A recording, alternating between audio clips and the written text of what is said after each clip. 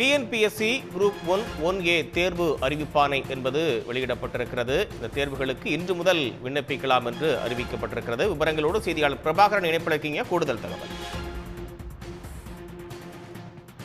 நடத்தப்படக்கூடிய group 1 தேர்வுக்கான அறிவிப்பு என்பது தற்பொழுது வெளியிடப்பட்டிருக்கின்றது. அதன்படி இன்று முதல் இந்த தேர்வுக்கான அறிவிப்பாணை என்பது வெளியிடப்பட்டிருக்கின்றது.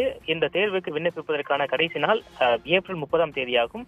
அதுவரை மாணவ தேர்வர்கள் இந்த தேர்வுக்கு குரூப் 1A தேர்வுக்கு விண்ணப்பிக்கலாம். அதே போல விண்ணப்பங்கள் மீதான அவர் திருத்தங்கள் மேற்கொள்ள மே 5 முதல் 7ஆம் தேதி வரை கால அவகாசம் என்பது கொடுக்கப்பட்டிருக்கிறது. அதன் தொடர்ச்சியாக விண்ணப்பங்கள் இறுதி செய்யப்பட்டு தேர்வர்களுக்கான தேர்வு மையங்கள் ஒதுக்கீடு என்பது செய்யப்பட்டு அவர்களுக்கான அந்த இணையதள வாயிலாக அவர்களுக்கான அந்த குறிப்பாணை என்பது அனுப்பப்படும். தொடர்ச்சியாக அந்த முதல்நிலை தேர்வு என்பது ஜூன் 15ஆம் தேதி என்பது நடத்தப்படும் என்று டிஎன்பிஎஸ்சி தற்பொழுது அறிவிப்பை வெளியிட்டிருக்கிறது. மேலும் இது தொடர்பாக தேர்வர்கள் எப்படி விண்ணப்பிப்பது என்பது தொடர்பாக ஒரு விரிவான ஒரு வழிகாட்டுதல் நெறிமுறைகள் வழங்கப்பட்டிருக்கின்றன.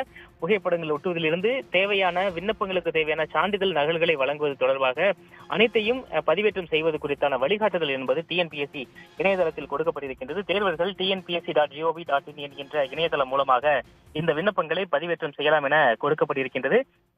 இந்த வனத்துறை உதவி காவலர் என்கின்ற இந்த பொறுப்புகள் குரூப் 1A பதவியின் கீழ் வரக்கூடிய அசிஸ்டன்ட் கன்சர்வேட்டிவ் ஆஃப் ஃபாரஸ்ட் என்று சொல்லப்படக்கூடிய இந்த பணியிடங்களுக்கு 2 பணியிடங்களுக்கான அறிவிப்பு என்பது கொடுக்கப்பட்டிருக்கின்றது. அதே போல மற்ற பணியிடங்கள் இந்த இடஒதுக்கீடு வாரியாக என்னென்ன பணியிடங்கள் என்பது கொடுக்கப்பட்டிருக்கின்றன என்ற பட்டியல் முழுமையாக டிஎன்பிஎஸ்சி உடைய இணையதளத்தில் வெளியிடப்பட்டிருக்கின்றன.